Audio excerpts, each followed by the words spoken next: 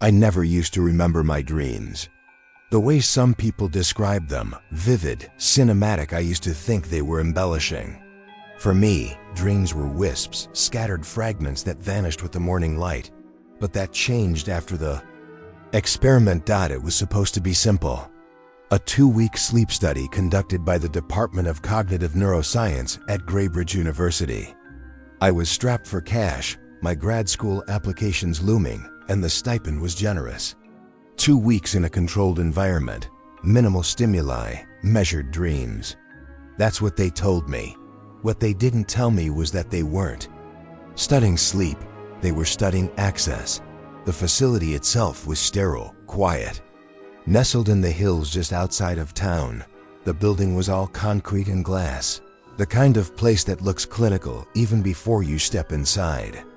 My room was small but comfortable, a hospital-style bed, white walls, and a ceiling camera that blinked red once every second. Dr. Kessler was the lead researcher. A thin man with sharp glasses and a voice like dry leaves. He spoke precisely, as though language itself had weight and must be handled carefully. You'll be fitted with an EEG cap during sleep hours. He explained during intake. You may experience vivid dreams. That's normal. We encourage you to record them in. The voice journal provided. That first night I didn't dream.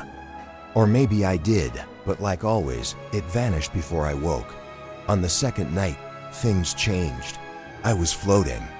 Not falling, but suspended in darkness. I could feel the air not around me, but through me. And there was a sound. A hum, low and resonant, like the note of a cello held just too long. It vibrated in my chest. I remember reaching for something. Not with my hands, but with thought. And in the distance, like a single flame in a cavern, I saw a doorway. A tall, thin rectangle of light standing upright in the void. When I woke, I felt rested, but wrong. Like part of me hadn't returned. I recorded the dream, feeling foolish as I described the door and the hum and the floating. I half expected Kessler to raise an eyebrow the next day, but he only nodded, scribbled something, and said, "Good, keep going." By the 5th night, I was walking through the doorway. Each night, the dream deepened. I saw more, heard more.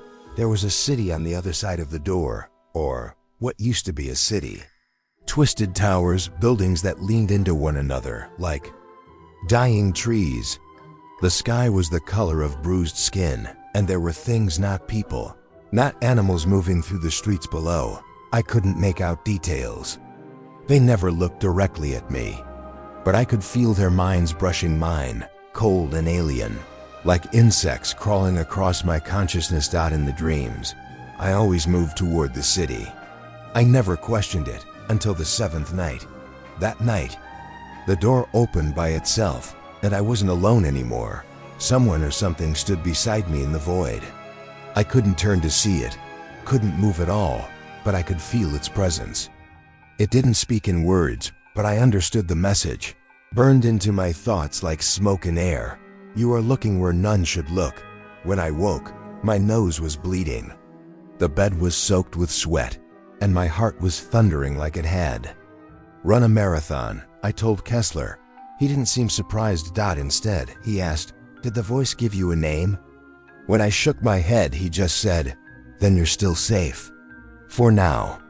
The experiment continued, but I knew then that something was wrong. The dreams were no longer dreams. I felt pain there. Hunger. I began to dread sleep, not for fear of nightmares, but because I knew they weren't just nightmares. They were somewhere else. A place real enough to leave marks. My fingernails were chipped and worn down. My legs ached every morning, like I'd been walking for hours. And my voice raspy and hoarse, as if I'd been screaming. But worse than all that was the feeling that something had followed me back. The 11th night, I broke the rules. I brought a pocket mirror with me, hidden in my waistband. I just needed proof. Something to convince myself I wasn't going crazy. That I was really going somewhere. In the dream, I opened the mirror. The reflection didn't match.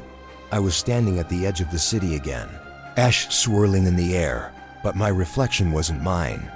It was taller, gaunter, with hollow eyes that pulsed softly with blue light. Its lips moved, but no sound came until I blinked, and then it spoke with my voice. "You left the dream open. Now it dreams you." I dropped the mirror. It didn't fall. It melted, dissolving into the air like mist. When I woke up, the EEG cap was gone. Torn wires lay around my pillow. My nails were black at the tips. Kessler's assistant, Marla, refused to meet my eyes during the daily check. I demanded to leave. I told them I was done, that I didn't care about the stipend. I even threatened legal action. Kessler only sighed.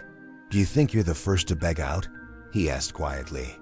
"You made it further than most. You opened the door. That's no small thing."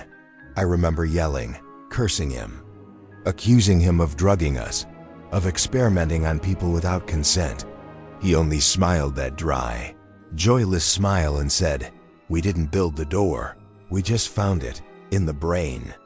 In your brain. I left that night, or tried to. It wasn't a hallucination. The city was still there. When I closed my eyes, I didn't have to sleep anymore to see it. On the bus ride back to town, I nodded off for seconds, maybe minutes, and woke up with ash on my shoes. I started seeing shapes and reflections, tall, thin figures just behind me in mirrors and windows. They never moved, but they were always closer. And then came the echoes. At first, it was little things. I'd speak and hear my voice twice, once with a delay and slight distortion. Then came laughter that wasn't mine, whispered words I didn't say. Then my shadow moved differently. One night, I stared at it for almost an hour, frozen in terror, watching it twitch and shift even when I stood perfectly still. I tried everything: insomnia, sleeping pills, caffeine overload, even a psychic I found online. Nothing worked. I kept being pulled back, and every time the city was closer. The figures, now clearly visible, were watching me. Their skin was waxy and pale, stretched over bone like wet parchment. Their eyes were deep wells of swirling stars. They knew me now, and I knew them. I've been recording these experiences, hoping that anyone will believe me. That if I disappear, there'll be a record. Something left behind. The last time I dreamed, I didn't wake in my bed.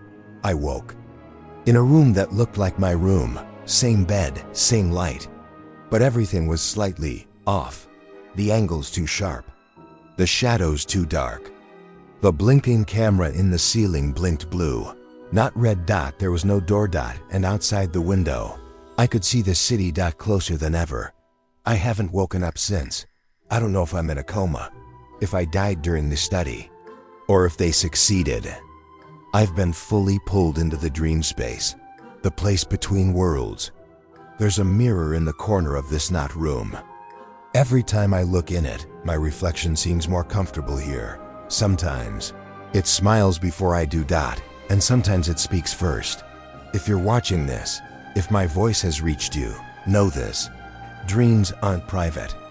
They're not safe. They're doors. And doors can be opened from both sides. Be careful where you sleep. Be careful what you dream. And never leave the dream open. Not even a crack, because something might crawl through and wear your face.